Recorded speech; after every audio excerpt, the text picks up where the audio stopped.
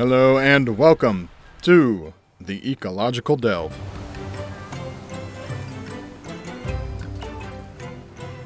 Where we will be taking a closer look into the world of Monster Hunter. Whether you have never heard of this world, you are just starting out on your adventure, or even if you are a seasoned veteran, all are welcome to join me as we take a delve.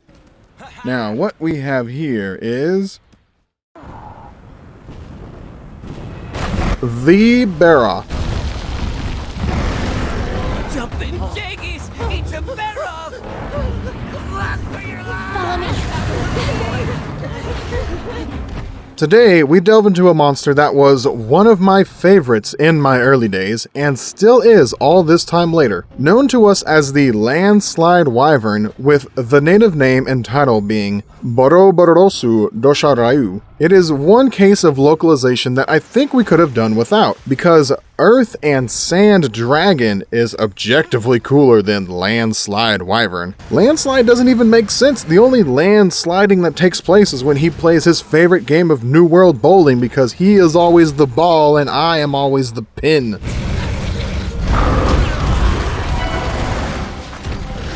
Alright, that's my one. I only get one rant per video. That's it. Cashed it in early. Moving on.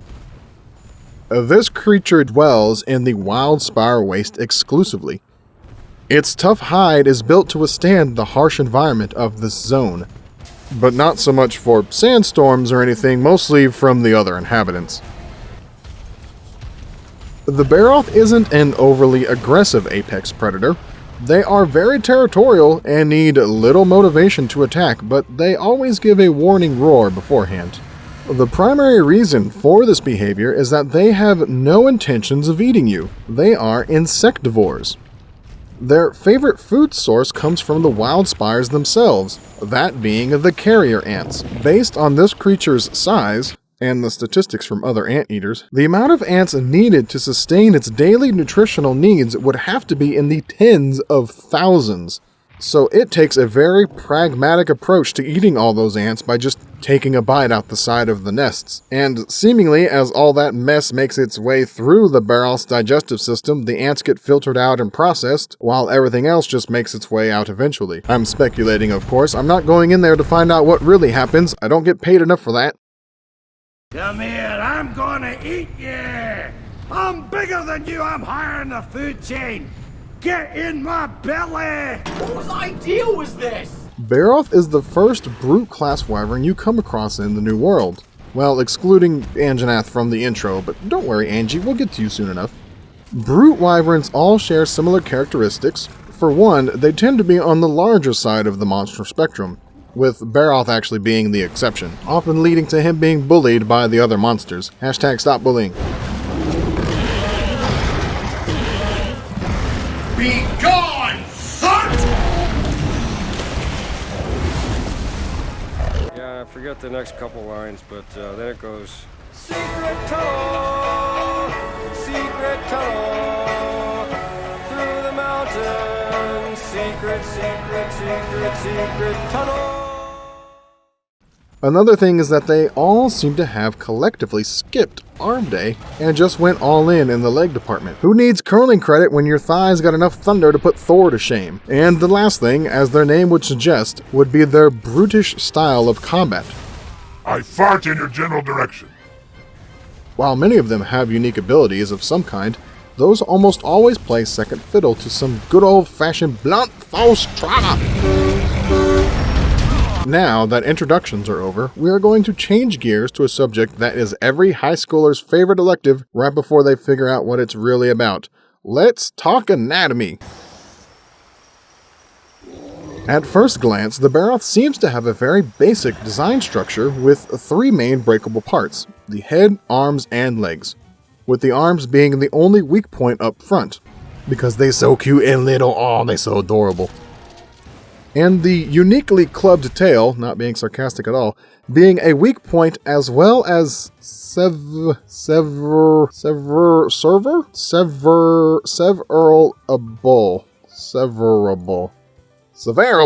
nailed it. With a closer inspection, you might just notice that its head is quite large for its body. Don't worry, Barroth, my hat size is a 7 3/4, so I'm right there with you, buddy. This is called the Barroth's crown, and you know he wouldn't wear a crown if he wasn't a king. This large armored growth is his favorite weapon to use on anything that would dare invade his territory. You know, using the whole blunt force trauma thing I mentioned earlier. Here it comes! And serves as a protective housing for his nostrils. That's right, the thing you thought was a giant forehead was actually his nose the entire time. The primary purpose for having his nose on the top of his head, aside from being a trendsetter, is because this allows him to be submerged in mud for an extended period of time. Yep, upon seeing the Barroth for the first time, your initial thought might have been, hey, why is he covered in shit? This is in fact not oh no, it's happening again. This is in fact not excrement, but mud. Now, granted, there is a very high probability of some poo being in the mud, but just don't think about it. The purposes of this mud are actually quite numerous. Occasionally used as a means of marking its territory, the Barroth will primarily use the mud as a defensive tool from both the blazing sun of the desert as well as hunters and other monsters. One clever use we see is a dynamic resistance to elemental attacks. For instance, when it comes to fire and water. Normally, he is very weak to fire attacks, but while covered in mud, he is completely immune.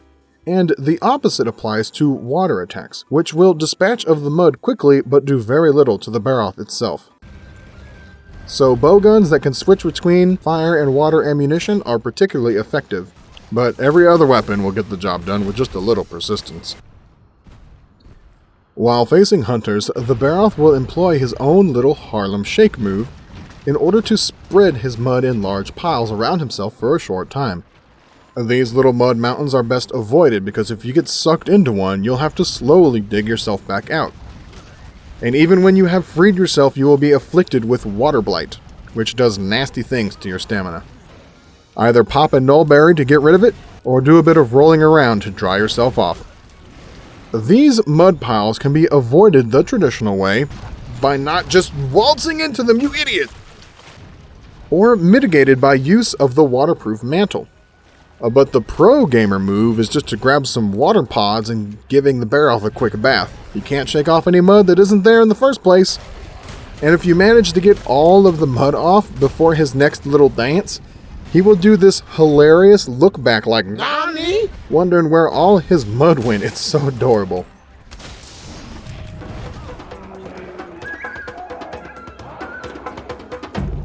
Now, I am going to cut myself off before I spend all day talking about how great the Barroth is. You know what they say, the bigger the forehead, the bigger the heart. There are few monsters in the New World that I honestly dislike, as we will see in the next episode. I swear that video is only going to be me saying, I hate him, I hate him, I hate him for like 30 seconds and then cut to black. But when it comes to monsters that I truly enjoy and appreciate their existence, few can hold a candle to the Barroth. I have been Kanadi96. This has been the Ecological Delve. Thank you so much for watching. Please like, comment, subscribe, tell all your friends, and stay tuned for the next episode.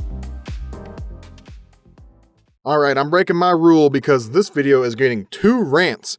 We got this whole new frozen tundra zone over here with all these fancy cold weather monsters. Where is the Jade Barroth? Why is he not in the New World? We got this unimaginative shrieking Legiana. Oh, it's so much different from the regular Legiana. Well, what does she do? She screams a lot and wants to see the manager. How creative. Don't waste my time with that nonsense. Where's my Jade Barroth? I want answers.